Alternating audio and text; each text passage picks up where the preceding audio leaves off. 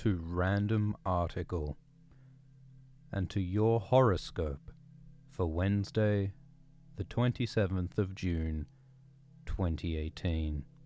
Movement of the heavens to do on Wednesday, the 27th of June. First is Aries.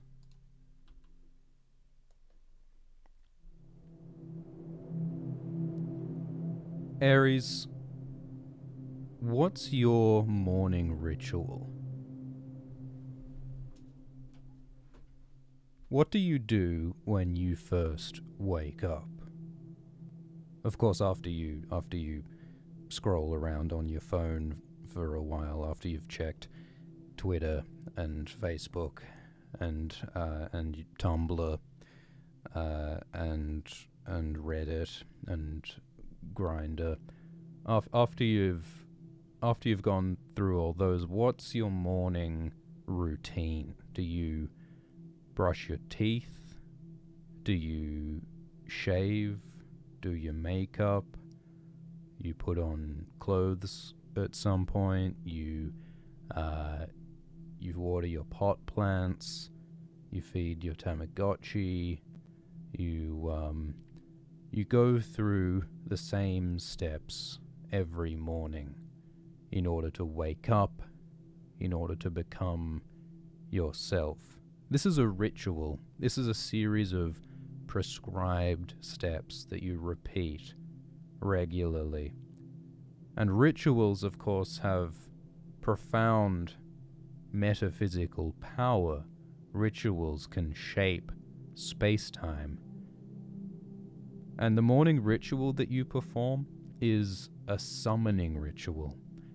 Every morning, these steps that you perform bring a creature into the world. And the creature that you bring into the world with this summoning ritual is you. You bring your woken self into the world every morning through the performance of your ritual. So what we're trying to say is that it's of great metaphysical importance that you eat your Honey Nut Cheerios. This segment was sponsored by Honey Nut Cheerios.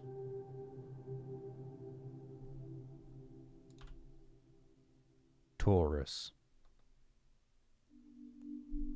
Taurus, we have good news. Well, good and bad. God exists. There's a God. And God created everyone. Everyone and everything that you see around you was created by a benevolent God. With the exception of you. You evolved.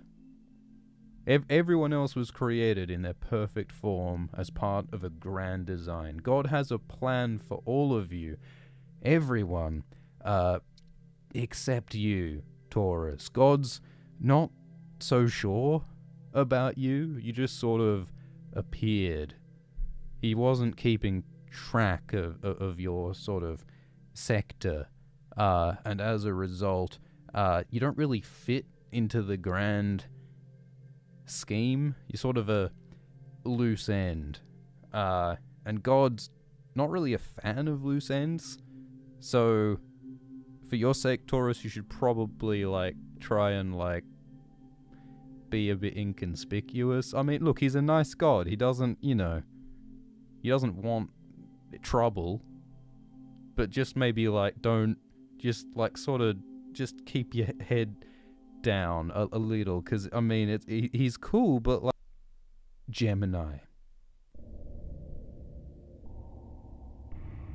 So as you may have heard, the great god Pan is dead. You know the fellow with the goat legs, with the horns and the revels, the revelry.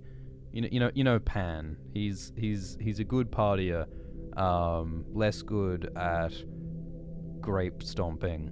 But Pan Pan was widely loved, and he recently died in an unfortunate car accident. It was a whole mess, and the insurance companies won't cover it because he was inebriated at the time.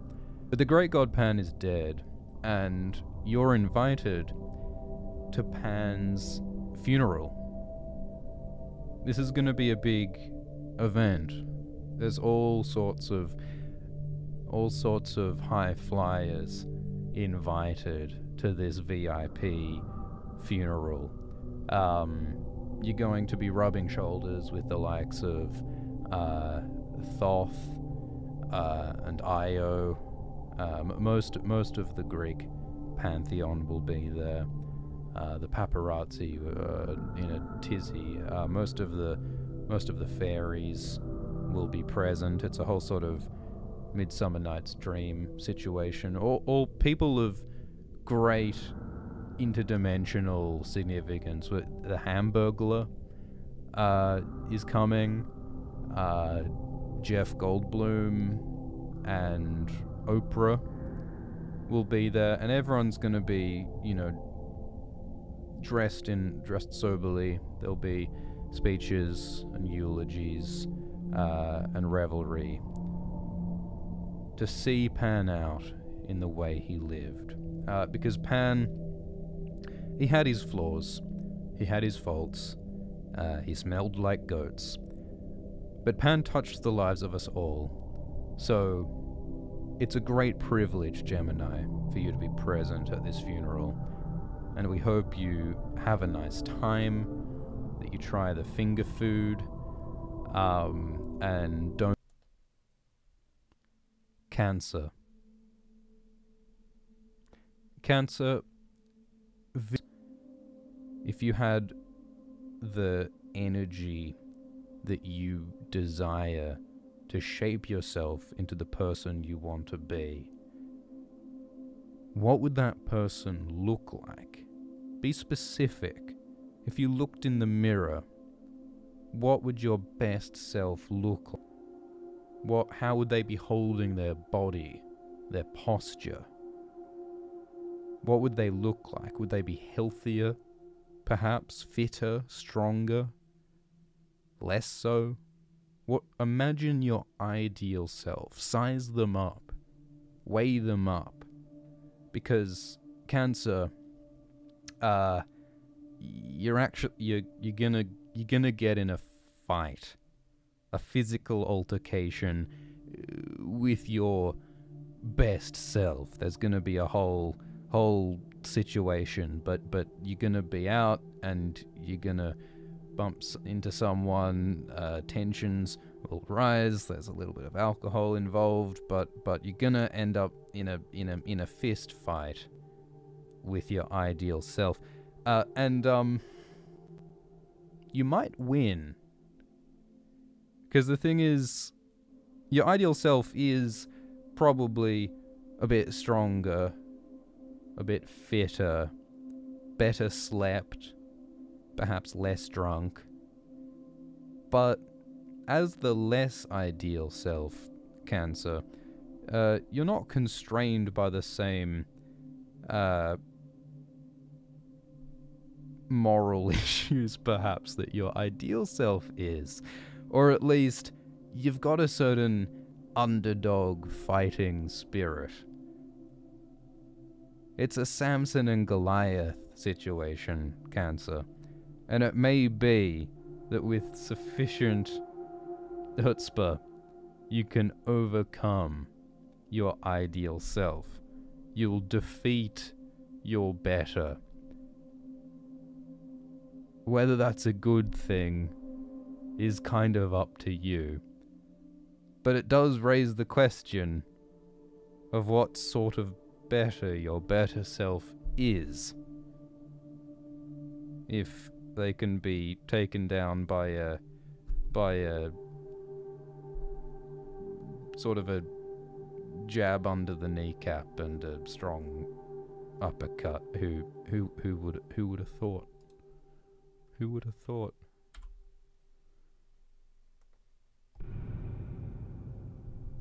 Leo. You've been Truman'd. Your life is a television show. Have you ever noticed that you're surrounded by cameras? Have you ever noticed all these mobile phones, all these webcams, all these security cameras? Leo, haven't you noticed that you've been filmed and tracked your entire life? People are watching your every move. Leo, you're not very well traveled, are you? I mean, you have been on some plane trips, but come on, you don't really believe that small metal tubes can transport you around the world, do you? Those plane trips are fake. They just put screens outside those tiny round windows and run these video footage of, like, you know, dark skyscapes below. In reality, you've never left your hometown, Leo, because you live in a Truman Dome. And it's kind of a problem. The reason you're learning this now is that for most of your life, the Truman Show that you're living in has been pretty successful. People have enjoyed the show. People have enjoyed the character arc, your trials and tribulations. People are invested in your character. They've been cheering you on as you've been facing your obstacles and living your life. That is until recently. Ratings in recent years have declined. It's a competitive space. There are lots of people being Truman'd now. It's not as easy as it used to be to keep attention. Used to be a pretty average life would keep people interested, but these days, well, it's a crowded space and people are watching less. So I've got some advice from management. I've got some suggestions to help improve your Truman Show to make it more watchable to the masses, and mostly they want you to dab. They want you to dye your hair. They want you to take up mobile gaming. And they want you to say yeet. They were quite. They emphasized that point a lot. They want you to say yeet a lot. So if you do take that advice on board, management is confident that your show's ratings will improve. Your Truman will become popular once more, and you'll rise to only greater heights of excitement. And I sure hope that does happen, Leo. Because if your Truman Show gets cancelled, they start selling off your dome. They might sell your company to worse management. They start selling your organs. They bidding rights for swatches of your hair. It's all downhill from there. So just all I'm saying is just try dabbing.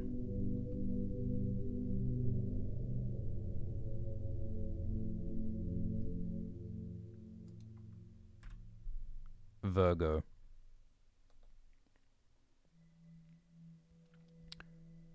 So are you familiar with the concept of psychic paper? Psychic paper is a material that is perceived differently depending on the situation and the person perceiving it. It's typically used to falsify your identity in order to get in places. So, like, if you want to get past a security checkpoint, you could show some psychic paper and make some claim about being the head of state of Geneva or of Guatemala, and you'll be led into all manner of international political conferences if that's your vibe. But the psychic paper doesn't have to be used quite that way. The psychic paper can be used to create interactions that you otherwise wouldn't. You can go up to a person on the street, show them some psychic paper, And you can claim to be their long-lost cousin, or a childhood friend, or a father that never returned, or a baby that never arrived. You can falsely reach a moment of intimacy, a close relationship with a stranger who you have never met. Or you could go and visit people who you do know and appear as someone else. You could see any person from your life as any person in your life. A simulated interaction with anyone, anywhere. Or you could just like go into a Whole Foods and pretend to be Obama and like get stuff or something. The choice is yours, Virgo. With psychic paper, what kinds of interactions would you have? What kind of person would you choose to represent yourself as? And to which people would you represent? Who would you revisit? Who would you meet?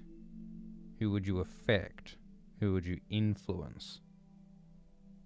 How will you use your psychic paper, Virgo?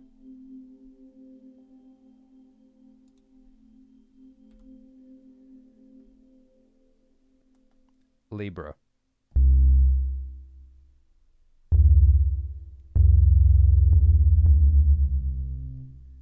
You're familiar with the concept of a brain slug, right? A creature that lives in your brain. A parasite that wriggles in your ear and controls your every action. There's a lot of different ways that different brain slugs work. Some of them eat your brain and replace it physically, brains being rich in protein and nutrients, but some brain slugs work differently. They don't destroy you. They merely inhabit you, control you, pull at the strings, unravel the neurons, like a puppet and a marionette, pulling the strings above your head, waving your arms around, making you lope zombie-like across the earth with stringed legs. Lots of different ways that brain slugs work. And there's a brain slug in your head, Libra. Everything is controlled. It's a symbiotic or parasitic relationship. But Libra, you're not the person who's controlled, Libra. You're not a person, a slave to a brain slug trying to escape. You are the brain slug. You're a brain slug, and you're controlling a person. The person who you think you are is a human body controlled by you. You probably have no memory of being a brain slug. You probably think you have a childhood. That's the natural sort of osmosis of memory that happens in a brain slug host situation. You think that you're the person, but you're the brain slug. So, there are ethical issues here. Should you relinquish your power? Should you crawl out of the ear that you think is yours, freeing the host you've controlled for years, and entering the real world in your own form? What life would you live as a slug? You'll be eaten by a seagull. Or will you remain inside a body that's alien to you, a different species, as the real person inside tries to escape? This is our life, really, because the decisions that I've made have shaped not only me, but you, the host. We are one, in more ways than we might be immediately apparent.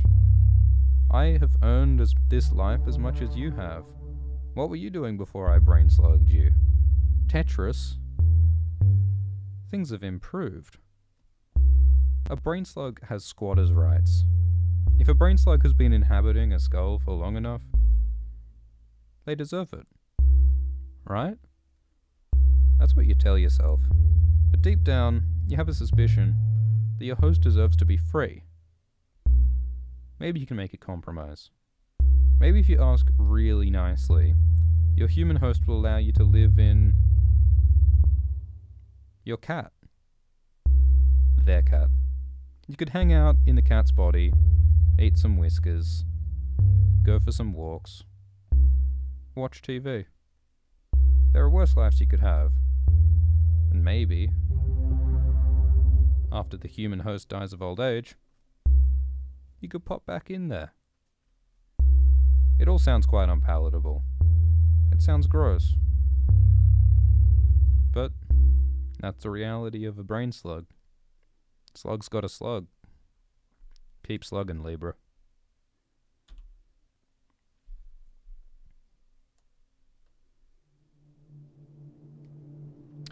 Scorpio. You're going to take up fishing. You were never much of an outdoors person, but a friend's going to teach you how to do the basics, how to throw a line, how to hook a little wormy boy on a pointy hook and go fishing. You're going to catch a big old trout by a riverbed on your first go, and it's going to give you a rush of satisfaction. You're going to cook up the trout, have a delicious dinner, a meal from your own labor. When was the last time, Scorpio, that you had a meal entirely from your own work? When was the last time you churned butter, Scorpio? When was the last time you threshed wheat? It's been a while, but it's beside the point. You develop a passion for fishing, Scorpio. And you're going to find a nice spot by the shore, rocky, cold shore, but you find a nice spot where you like to visit most weekends, going down to fish, just to stare at the sky and the coast, listen to the birds, and reflect on life. It's a meditative experience that makes you feel centered and allows you to connect with the sky and the sea every weekend.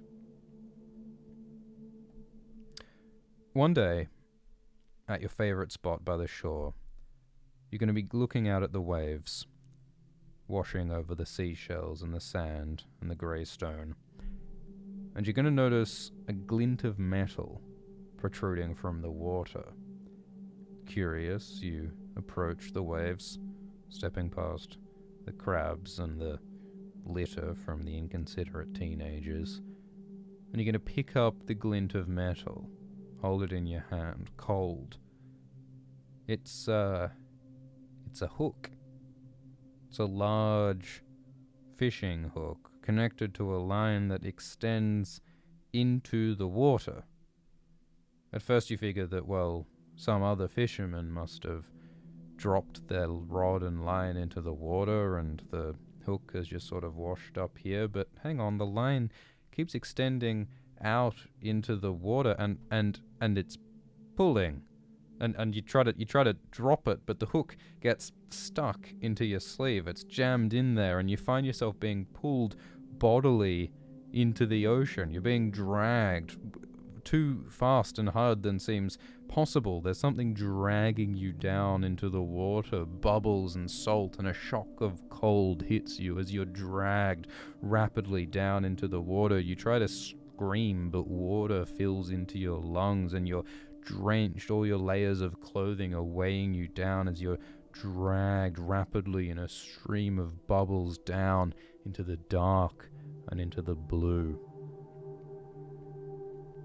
And you wake up coughing and gasping and shivering in a small shell alcove somewhere quiet and dark. You look around and there's gritty, pale pink shell surrounding you. This is a home that someone has built deep under the water. You can hear the sound and the pressure. You can feel the weight of the ocean above you. You're on the seabed, and you meet a man who introduces himself as a sky fisher. He says, "Hi. Sorry about that, what with the hook. But But I had to take action, you see, because all these fish that you've been pulling out of my garden, out of my backyard, it's upsetting the ecosystem. It's upsetting my wife. She loves the trout. She goes out to feed them and throw them breadcrumbs every morning from our porch. They're our pets. They're our friends. We tell them about our days and they tell us about theirs. We have a wonderful relationship with the fish, and yet you've pulled so many out of our ocean with nothing in return. I don't mean to get all transactional about it, but you've taken and given nothing back. So we're requesting that you give back in kind. You can keep on fishing in our waters if we're permitted to fish in your land. If you could just provide some gifts, some creatures, some food, and just leave it by the shore to be hooked by our rod, we can have an exchange of goods instead of this one-way system that's been happening so far. And so you apologize to the Skyfisher, and you explain that you didn't know about the whole sort of parallel water world situation, and you agree to provide him with gifts. So every morning, every weekend, when you go fishing, you no longer just bring your fishing rod and your line and your bait every time you head to fish. You also bring a gift for the Skyfisher, whether it's a cooked chicken dinner, or a tortoise, or Twinkies, Twizzlers. The Skyhooker really enjoys Twizzlers, and you leave these gifts to be caught by his hook and reeled down into the sea, so that in return, the bounty of salmon and trout and sea bass that you fish is in proportion, in balance, and you and the Skyfisher really get along.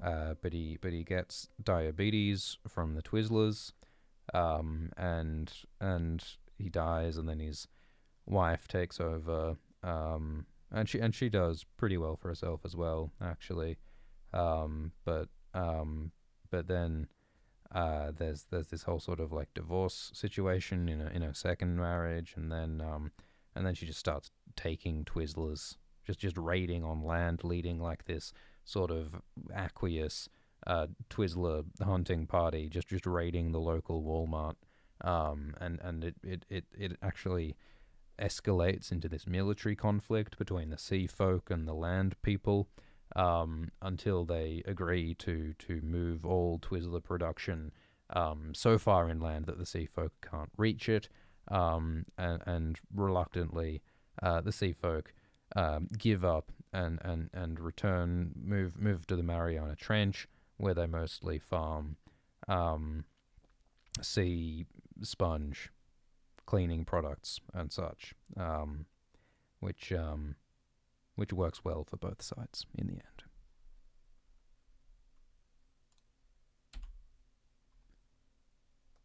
Sagittarius. You're going to take up limbo. It was innocent enough at first. You're going to be at someone's birthday party, and someone's gonna have the very sort of adorably old-fashioned idea of a good old limbo sesh. They put on the track and everyone's having a good time dancing, but you get a little bit competitive about the limbo situation. Someone gets just like a broomstick and drapes it over some chairs, and people compete to shuffle, bend underneath the limbo. You know how limbo works. And there's this one other woman at the party who's really good, like quite a small, slender woman who's able to go right back 90 degrees and shuffle along by the ankles and squeeze through some very low limbo bars. It's really impressive, and you can't help but try to get as good as her. And so you work at it, not only at that party, but in your spare time. You watch all these YouTube tutorials, you read some books on limbo technique. You had no idea that they will bend your body and shuffle underneath a limbo stick, and you actually lecture in limboology at your local college. For some years, you become one of the most renowned, eminent limbo scholars on the West Coast. So limbo becomes a big part of your life, and your obsession just only keeps on deepening to the point where it's really bad for your life. Your whole diet is revolving around maximum limbo efficiency, high GI, low carb, no nuts, and your relationships either revolve around limbo or are neglected entirely. You drop your old hobbies. You're no longer mountain biking, and you're no longer reading those YA books about vampires. It's just all limbo all the time. And you make several breakthroughs in the field of limboology. You achieve low limbo bars that have never been limboed before. But it never is enough for you.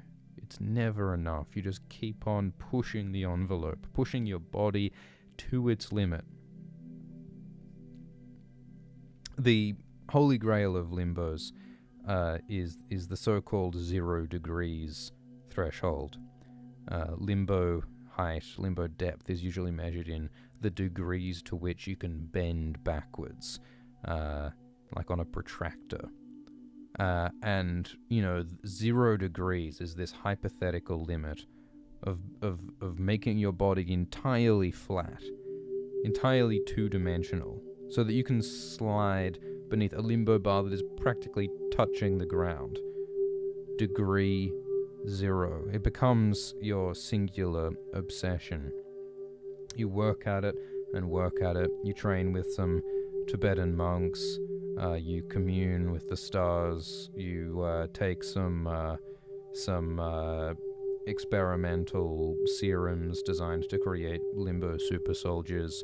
You make every possible effort until one day, one night, another sleepless, insomniac night of limboing, you do it. You achieve 0 degree limbo. You bend your body back so far that it's like 30 degrees, 20 degrees, 5 degrees. Your back is almost touching the ground, and until you go through and pass 0 degrees. You bend your body backwards through the floor, and Sagittarius, you enter the limbo dimension.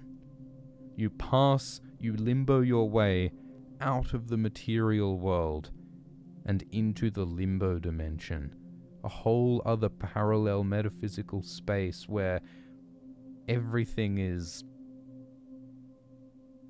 opposite, reflected, backwards, inverted. This is a world where everything's turned inside out. All the colors are reversed, all the sounds are backwards. It's a confusing, kaleidoscopic world. You don't know where you are. Everything's incoherent, everything's confusing. Nothing is as it was before, and you're not sure that you could ever limbo your way back. But somehow, in this alien world, you feel right at home.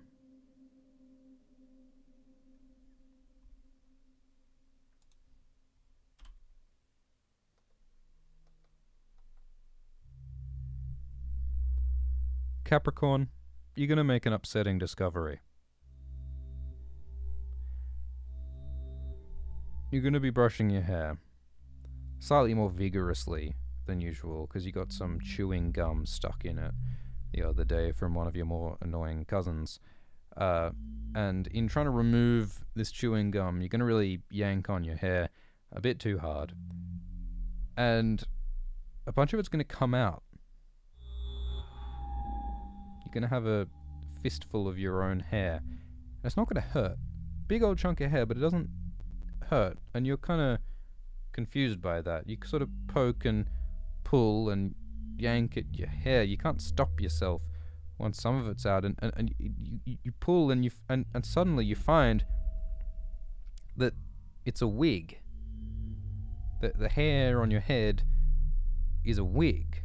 It's got like a net, like a very subtle net on the underside, and it's got a small tag and stitches, and you can identify this is clearly a manufactured wig on your head, with just a little bit of sort of like natural stubble underneath. So, someone put a wig on your head,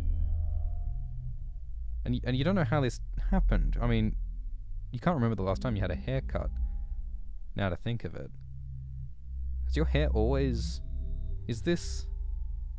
Who did this? They must have done it when you weren't looking. Maybe when you were asleep. There was that time when you woke up and you could have sworn there was a shadow. Just some shape leaving your room. Did that person put this wig on you?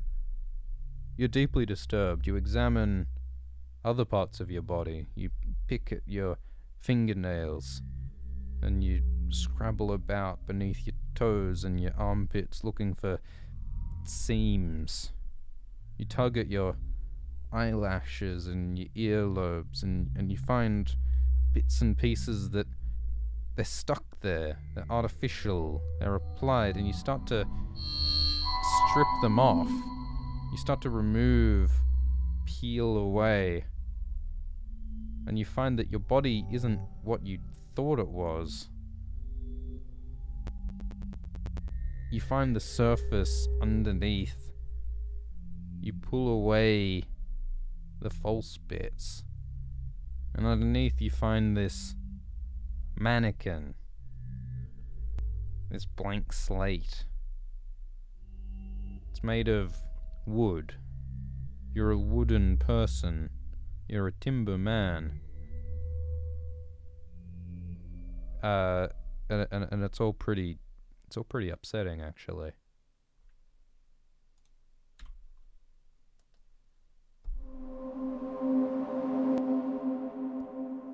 Aquarius.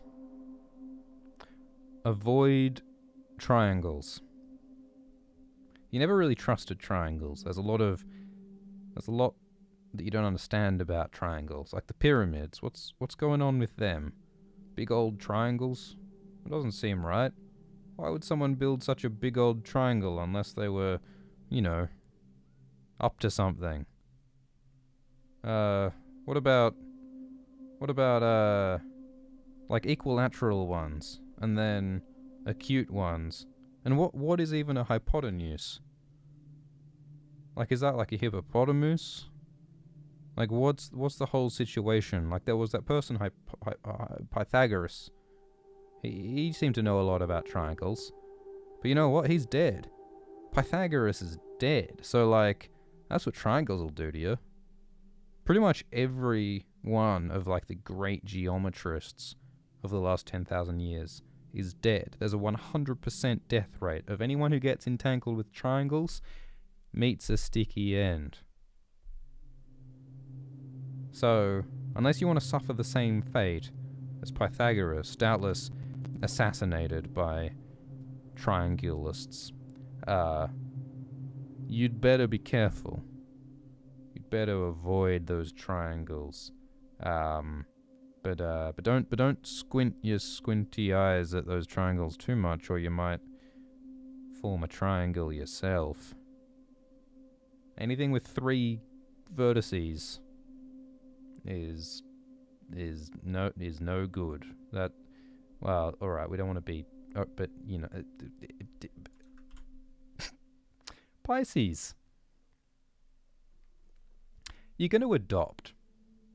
You're going to decide that having a child of your own is not ethical, given how many children in the world don't have what they need. How can you bring another mouth to feed into the world when there are so many in need already.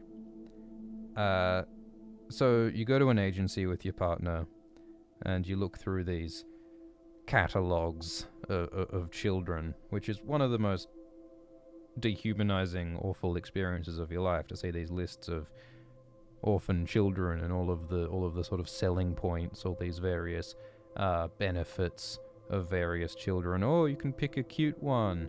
Oh, you can pick a left-handed one. Oh, look, appears at your door, one child, which in hindsight, like now that you say it out loud, it's sort of a unsavory, strange way to adopt a child. But a stranger in a trench coat approached your home and with their hood lowered and said, "Excuse me, I hear you've been looking to adopt." And you're like, yes, we'd love to have a child. We think we're ready." Me and my partner's coat just pulls this squalling red child out of a big baby pocket. You actually catch a glimpse. There's like a dozen babies in this stranger's trench coat, just in rows. You ever see those people who try to smuggle exotic parrots through airport customs? It's just like that. Rows and rows of babies in a trench coat. One of your favorite bands is called Babies in a Trench Coat, actually, but that's a coincidence. So you take this baby. It seems newborn, like a skin still red, and eyes still closed, and just a little tuft of hair upon its little baby head, and instantly you're in love. Instantly you know that this is the child for us. You feel an instant sense of familiarity with this baby, and you and your partner spend the next dozen years blissfully raising this child. You decide to name it after yourself. Little old-fashioned, but you give the baby your name with Junior Pisces Junior, but your name. And the parenting has its ups and downs. You suffer from a real lack of sleep for the first few years. You go through the terrible 2s and the equally terrible 3s. But the joys of watching your child walk and teaching your child, you get great joy out of teaching your child about the world, about feeding your child's curiosity.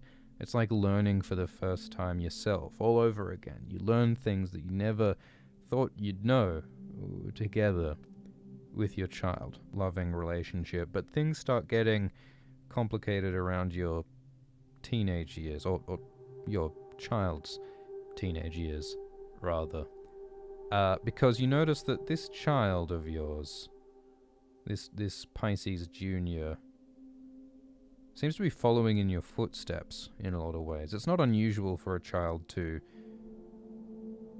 idolize and follow the footsteps of their parent, but this child seems to really quite independently be taking on the same interests that you had at the same age, a lot of the same mannerisms. You watch some footage of yourself when you were a child, and it's strikingly similar. In fact, you at that age looked identical to your junior, your adopted child.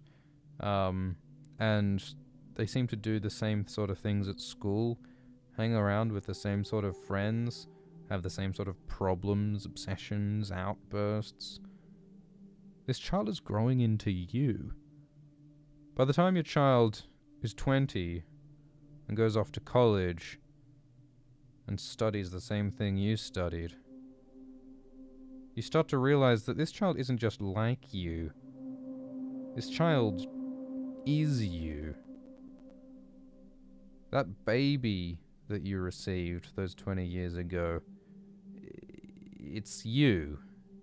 You're in some serious time paradox situation, Pisces. You don't know how you're going to get your way out of this one.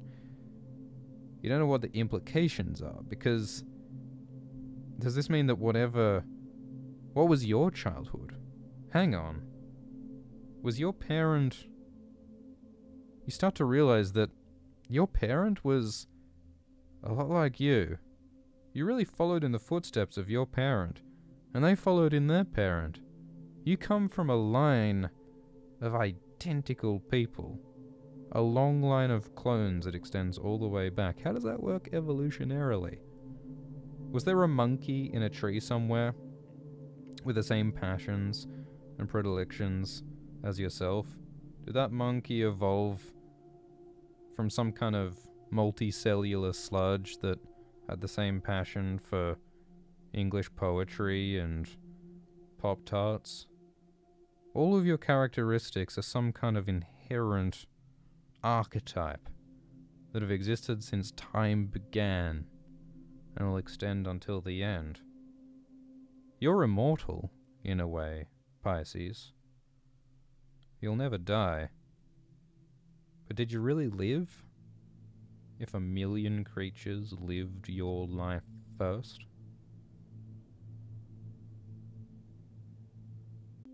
But now that the reconnection is successful, and Ophiuchus, that says a lot about your life. Sometimes you feel disconnected, but you need to remember that reconnection is possible. That friend who you haven't seen in some years, you can pick up the phone, you can give them a call, have a chat over lunch, and it's amazing how easily you can revive and remember the way things used to be.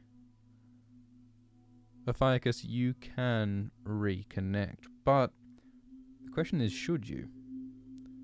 Should you linger in the past with the people you know, or should you be focused on moving forwards, creating new connections as opposed to reconnections? You want to have a foot in the past and in the future, Ophiuchus. Reconnection is your theme for Wednesday. Ophiuchus, you know how smells can bring back memories? If you get a whiff of some meal, some recipe that your aunt used to make, even the smell of plastic, of some particular toy that you had at childhood, the smell of a car, of a vehicle where you used to go on long trips, the smell of the salt breeze, or the smell of a tree, of a fruit that you used to eat in a particular place. Smells can transport you to your memories, to your past life. And Ophiuchus, that's how ghosts work. Ghosts are smells. When you smell your aunt's old lasagna, that vegetable one that she used to make that you loved, that's the ghost of your aunt that you're perceiving. When you smell that smell of the car that you used to go on road trips with your friends as a teenager, those are the ghosts of those teenage friends. All those memories elicited by smells are the olfactory legacy. Remember that everything you do, seen or unseen, leaves behind an impression in the world. It leaves behind a scent. So Ophiuchus, consider your ghost. When you leave this earth, leave good smells.